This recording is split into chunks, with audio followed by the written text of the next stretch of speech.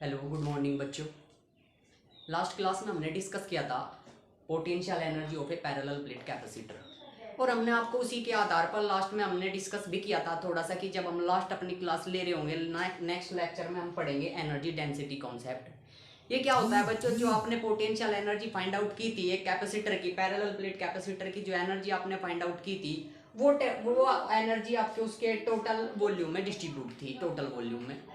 यदि आप एनर्जी को पर यूनिट वॉल्यूम निकाल देते हो यानी कि वॉल्यूम से भाग कर देते हो तो आपको जो एनर्जी मिलेगी वो एनर्जी पर यूनिट वॉल्यूम मिलेगी और उसे हम एनर्जी डेंसिटी के नाम से जानेंगे। जो एनर्जी आपने निकाली थी उसका मैथमेटिकल रिलेशन हमारे पास आया था,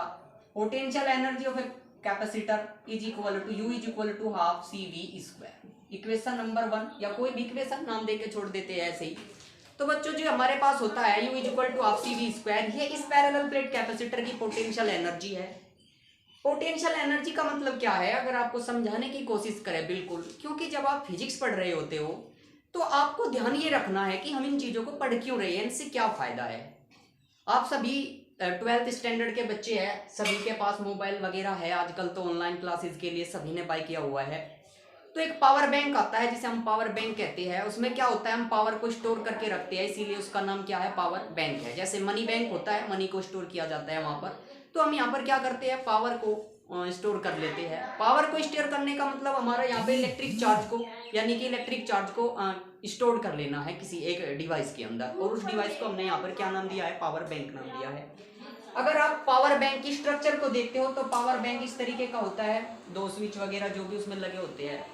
पावर बैंक ही वास्तव में क्या होता है, पैरेलल प्लेट कैपेसिटर की तरह बिहेव करता है, यानी कि वो है ही पैरेलल प्लेट कैपेसिटर। उसमें क्या है, दो इलेक्ट्रोड हमने यूज की हुई है और उसे हमने चार्ज, जब हम उसे चार्ज करते हैं, चार्ज देते हैं, तो हम उसके अंदर क्या कर लेते हैं, इलेक्ट्रिक चार्ज को स्टोर कर लेते हैं। और किसी भी डिवाइस की इलेक्ट्रिक चार्ज को जो स्टोर करने की एबिलिटी होती है वही क्या कहलाती है, उसकी कैपेसिटेंस कहलाती है। और जितनी भी एनर्जी वो स्टोर कर सकता है बाद में, जितना आप उससे वर्क डन लोगे आउटपुट में, वही उसकी पोटेंशियल एनर्जी होगी। यानी कि टोटल जो उसके पास पोटेंशियल एनर्जी होगी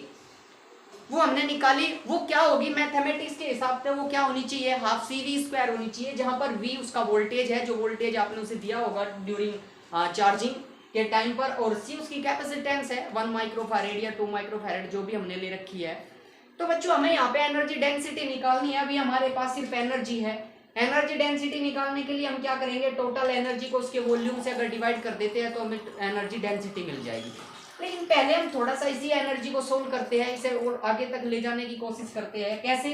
U इज इक्वल टू हमारे पास हाफ सी वी स्क्वायर लिखा हुआ है, जहां C क्या होता है, कैपेसिटेंस ऑफ ए पैरेलल। अगर आपने पैरेलल प्लेट कैपेसिटर लिया है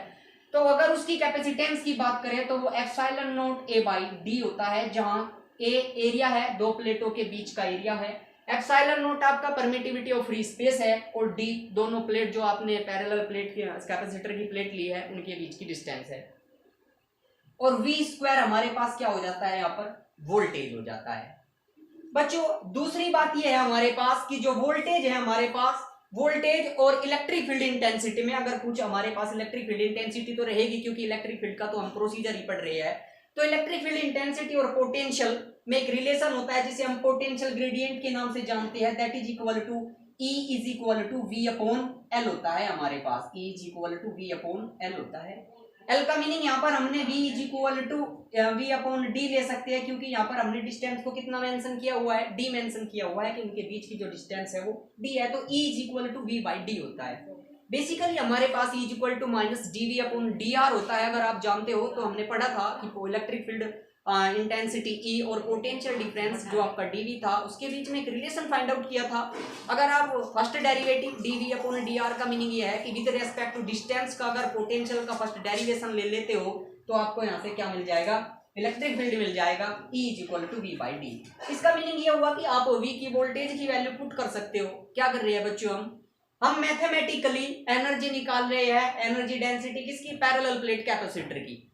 थोड़ा भी कंफ्यूज होने की रिक्वायरमेंट नहीं है। क्या है हमारे पास, हाफ सी वी स्क्वायर हमारे पास एक पोटेंशियल एनर्जी का मैथमेटिकल रिलेशन है, हमने उसके जो C और V है उनकी मैथमेटिकल वैल्यू जिसमें रखी है। जो C होता है वो कैपेसिटेंस है, अगर आपने पैरेलल प्लेट कैपेसिटेंस लिया है तो epsilon not A by D, और अगर आपने वोल्टेज है और उसका इलेक्ट्रिक फील्ड आपने वहां पे अप्लाई किया हुआ है तो that is E is equal to V by D.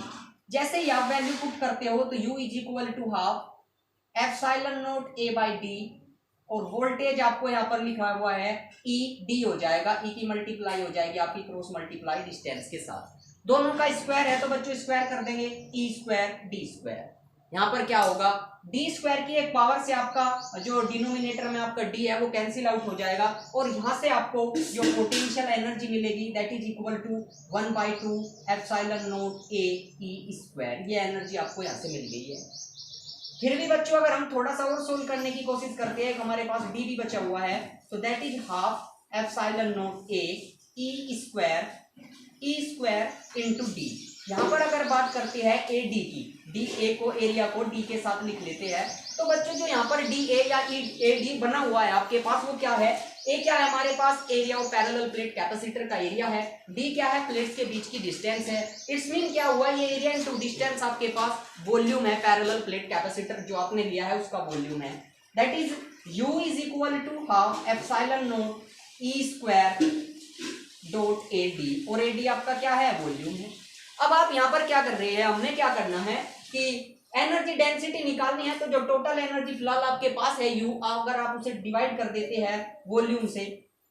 आपने उसे डिवाइड कर दिया, that is equal to half epsilon naught E square A D और बाई वॉल्यूम का फॉर्मूला जो यहाँ से आप लिखेंगे वो क्या लिखेंगे, ए डी लिखेंगे, ए तो इसका एरिया हो जाता है और डी डिस्टेंस है प्लेटों के बीच की, तो फिर से वॉल्यूम आपके पास कितना हो जाएगा, ए डी हो जाएगा, और वॉल्यूम से वॉल्यूम ऊपर भी यही टर्म बनी हुई है यानी कि ए डी बना हुआ है, तो कैंसिल आउट होने के बाद आपको क्या मिलेगा, U इज इक्वल टू, यहीं पे लिख देते हैं पैरेलल प्लेट कैपेसिटर के अंदर ही, U is equal to half epsilon naught E square, small U से इसे डिनोट कर लेते हैं बच्चों अब, क्योंकि ये पोटेंशियल डेंसिटी एनर्जी डेंसिटी है ना कि टोटल एनर्जी ऑफ पोटेंशियल।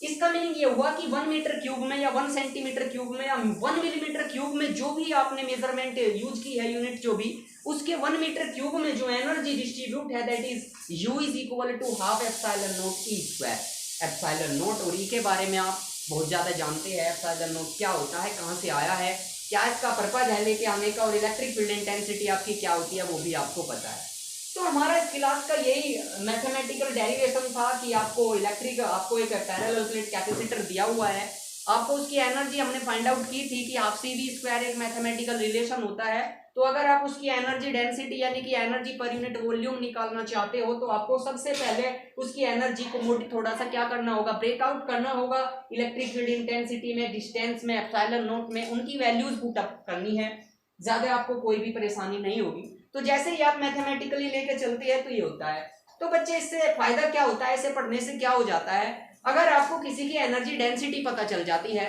तो आप उसी के आधार पर किसी भी पावर बैंक जैसी डिवाइस को छोटा या बड़ा बना सकते हैं। अगर आपको 10,000 mAh या 20,000 mAh या 50,000 mAh का पावर बैंक बनाना है तो आपको उसकी एनर्जी डेंसिटी पता होनी चाहिए कि अगर हम इतनी एनर्जी डेंसिटी लेके चलेंगे तो जो हमारी डिवाइस होगी उसकी डायमेंशंस कितनी होगी, लेंथ कितनी रखनी होगी, ब्रेथ कितनी। इसका मीनिंग ये हुआ कि प्लेट की जो आपकी लेंथ है पैरेलल प्लेट कैपेसिटर की वो कितनी होनी चाहिए, दोनों के बीच की डिस्टेंस कितनी होनी चाहिए। तो मेरा कहने का मतलब ये है कि जो हम पढ़ रहे हैं, ये मैथमेटिक्स हम लिख रहे हैं, ये आपकी थ्योरी से मैच करता है। जो थ्योरी आपको दी गई है एनर्जी डेंसिटी को पहले समझो क्या होता है, फिर एनर्जी मतलब सबसे पहले हमने एनर्जी निकाली, जो वर्क डन करेगी कोई भी डिवाइस वही उसकी एनर्जी है। आप एनर्जी डेंसिटी मतलब किसी पॉइंट पर किसी एक स्पेसिफिक वॉल्यूम में डेंसिटी निकाल रहे हो, यूनिट वॉल्यूम में, यूनिट मीटर क्यूब में, वो उसकी एनर्जी डेंसिटी होगी, दैट्स ऑल। तो बच्चों हमने इसी क्लास में ये सीखा है कि एनर्जी वगैरह कैसे हम निकाल सकते हैं किसी भी पैरेलल प्लेट कैपेसिटर की। मेरा ज्यादातर यही रहता है कि अगर आप बच्चे हो, अगर आप फिजिक्स पढ़ रहे हो तो आप किसी भी डेरिवेशन को रटो मत, आपको ये पता हो जब आप एक बात से दूसरी बात पर जा रहे हो या एक लाइन से अगली इक्वेशन आप लिख रहे हो तो आपको ये पता हो कि आपने उस इक्वेशन को क्यों लिखा है। हमें कैसे पता चला कि हमें यहाँ पे यही लिखना है, क्या इसकी फिजिक्स है। अगर आप फिजिक्स पढ़ रहे हो तो सिर्फ मैथमेटिक्स मत देखो उसका, ये तो एक लैंग्वेज लिखी हुई है यहाँ पर जिसमें हमें फिजिक्स को पढ़ाया जाता है, तो इस लैंग्वेज का हमें पता होना चाहिए कि ये लैंग्वेज, ये वर्ड्स हमने यूज क्यों किए हैं, ये सिंबल्स हमारे कहाँ से आ रहे हैं, क्या इनका यूज हो रहा है। तो बच्चों नेक्स्ट की क्लास में अभी हम आगे पढ़ते रहेंगे, तब तक के लिए थैंक यू सो मच। आप मन लगा के अपनी पढ़ाई करते रहिए, अपनी क्लासेस रेगुलरली लेते रहिए। कोई भी डाउट किसी भी प्रकार का अगर आप फिजिक्स में इंटरेस्टेड हो तो पूछ सकते हो, वो जरूरी नहीं है आपके टॉपिक या किसी भी चीज से रिलेटेड हो, किसी भी बात से रिलेटेड हो सकता है कि फिजिक्स की दुनिया में ये चीजें कैसे पॉसिबल हो रही है। वो नई थ्योरी हो सकती है, कोई पुरानी थ्योरी हो सकती है, आपके ब्रेन में कोई पैदा हुआ एक नया आइडिया हो सकता है कि सर ऐसा हो सकता है या नहीं हो सकता,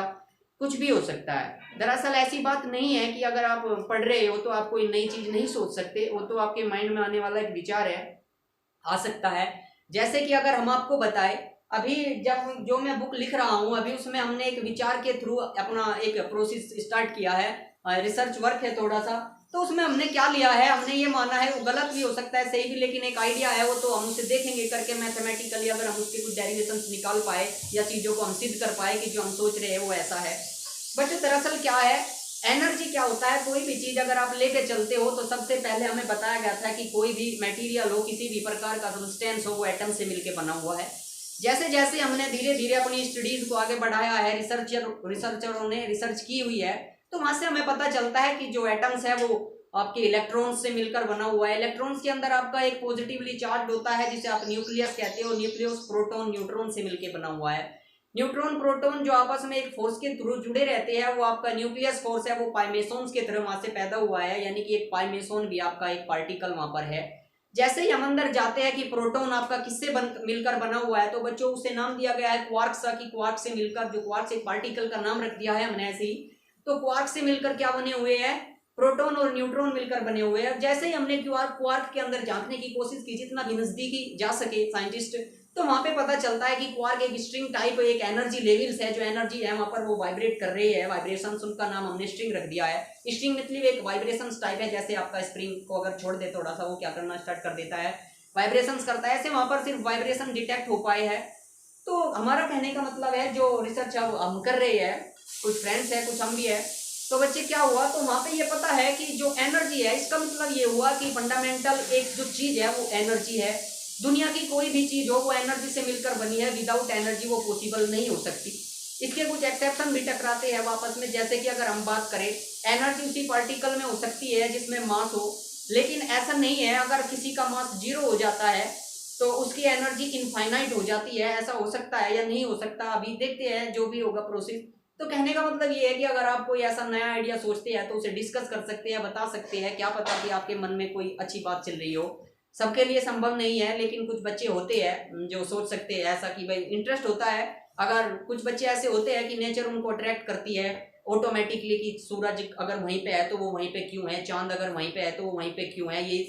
इसी रेडियस का क्यों है, इतनी ही रेडियस का क्यों है, इससे अलग क्यों नहीं होता, ये इतना ही ग्रेविटेशनल फोर्स क्यों लगा हुआ है, इससे ज्यादा क्यों नहीं लगता, या इससे कम क्यों नहीं लगता, इससे ज्यादा लगता तो क्या हो सकता था। अगर जी की वैल्यू 9.8 है तो वो कहाँ पर 9.8 है, सब जगह 9.8 है, या उसका एक पैरामीटर आपने कोई बनाया हुआ है कि यहाँ पर आप 9.8 लेंगे, सबसे कम यहाँ पर है, इतनी कम यहाँ पे क्यों है, इतनी कम अगर है तो उसी के थ्रू आपका जो अर्थ ऑर्बिटल है वो इस तरीके से मोशन में है, ग्रेविटेशनल फोर्स से जुड़ा हुआ है दूसरे प्लेनेट्स के थ्रू। अगर उससे ज्यादा आपका ग्रेविटेशनल फोर्स हो जाता है तो क्या इफेक्ट पड़ता, अगर कम रह जाता तो क्या इफेक्ट पड़ता। इतना ही सेट है, इसका मतलब इतना ही हमें चाहिए था और इतना ही सेट है, तो इसका मतलब कोई ना कोई ऐसी पावर, ऐसी एनर्जी कहीं पर है जो उसे क्या करती होगी, कंट्रोल करती होगी। क्योंकि बिना सोचे समझे इतनी बड़ी चीज को बना पाना, इस तरीके के सिस्टम्स को क्रिएट करना कोई आसान नहीं है। अलग अलग थ्योरीज है कि पहले से ही ये चीज एस्टेब्लिश है या बाद में आई है या बिग बैंग हुआ है,